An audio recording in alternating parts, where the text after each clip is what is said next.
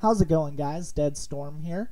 I recently got an Elgato game capture and you guys found my quality to be very good. In fact, you asked me for a tutorial on it. So I decided to do the tutorial and explain how I got such good video quality. First things first, what you need to know is that if you have a piece of shit video to begin with, meaning the quality isn't that great, well, you can do a bunch of stuff in your video editing software, but it's going to turn out to be only a refined piece of shit. It's still going to be bad. So first things first, you have to have good video quality to begin with. You have to have that great picture to begin with. The only thing the video editing software is going to do is it's going to improve upon the picture maybe a little bit, and it's going to maintain that quality you had to begin with. So what I'm basically saying is that you have to have the best recording settings, or whatever you did to get that quality of a video, you have to have the best of it to begin with. So we're in the recording software. This is where we will start the tutorial. The Elgato game capture, you can have any game cap, whatever, as long as it records in 1080p, it will work for this tutorial, and you will have the same beautiful quality picture as me if you have a good capture card anyways. So what I'm saying is we're going to go into the settings, and this is the ideal settings you want. I have it set up for Xbox 360.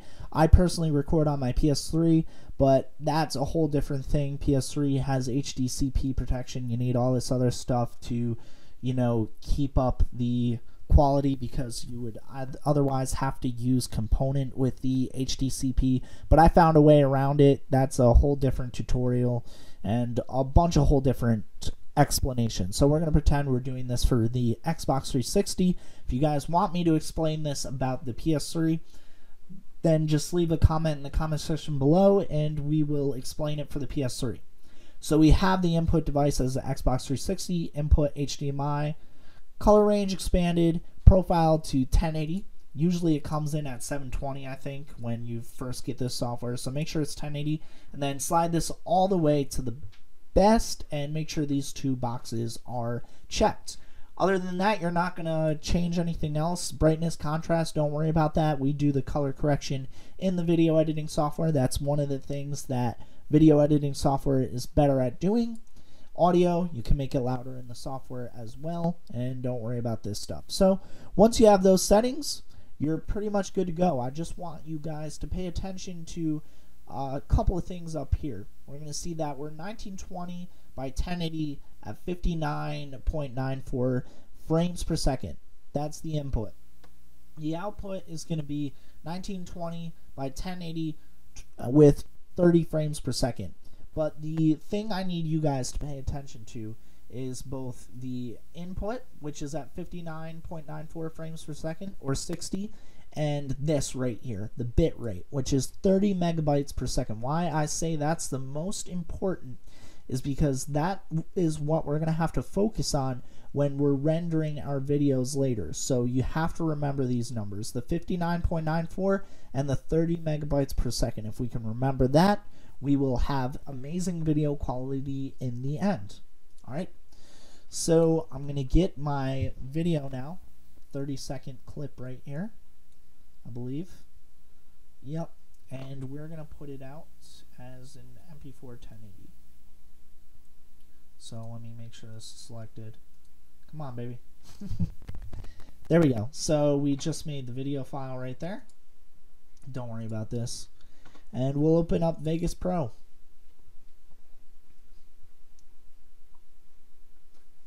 Alright, what is this box doing over here? Don't even know what that is. Oh, there we go.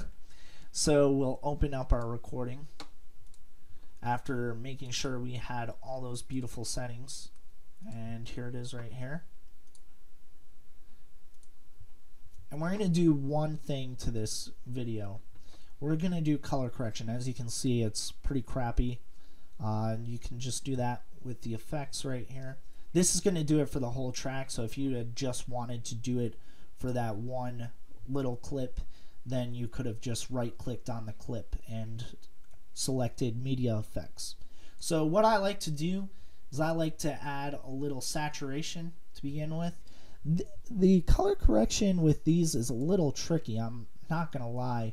We might want to bring up some brightness on this. There we go. And lower the gamma a little bit.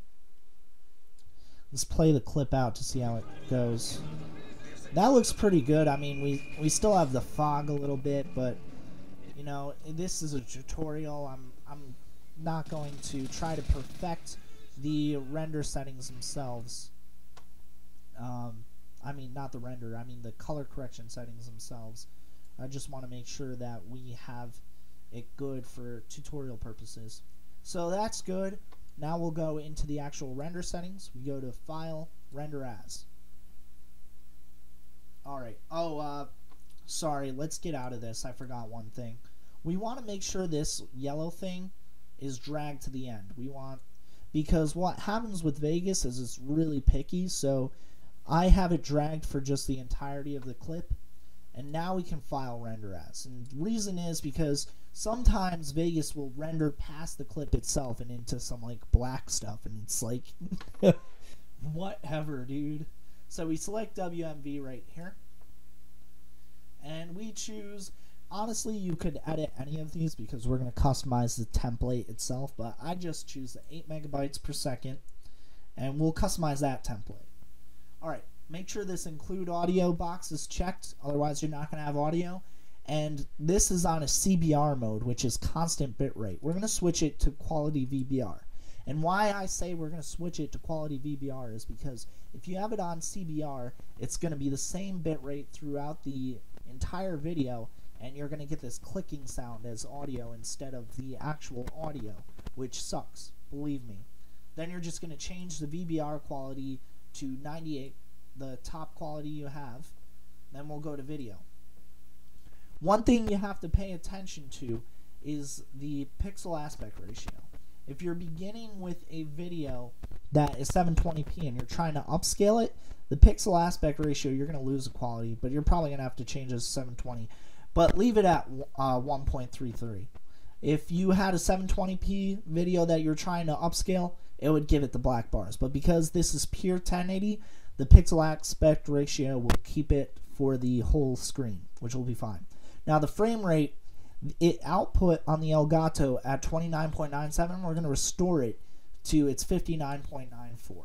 So now it'll be at 60 frames a second, which is great. It's going to make it run real smooth.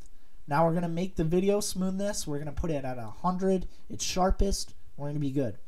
Remember how I said to remember the bit rate, the bits per second. This is currently at 8 megs a second. That's not good. Remember I said that it was 30 megabytes a second that we were recording at. Well, what we want to focus on here is keeping that quality. So we put 30M right there. Don't worry about this. Nothing on this matters. And then video rendering quality, we just select best. That should be good. I just look through everything once more to make sure that everything's good. Everything looks good. Good. And good. After that, your template's done, and you can render it out. I'm going to name this Toot, I guess.